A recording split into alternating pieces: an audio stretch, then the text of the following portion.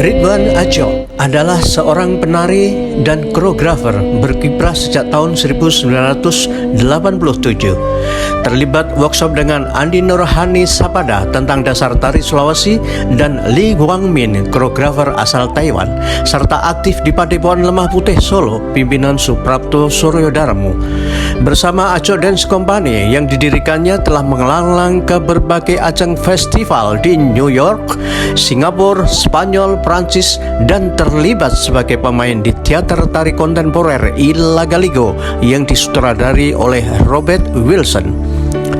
Di Temu Karya Tari Indonesia, Ridwan Adjo akan menampilkan karyanya yang berjudul Arah, sebuah ekspresi tentang mencari aku dalam diri. Siapa aku di kehidupan ini, kepada apa aku berserah diri.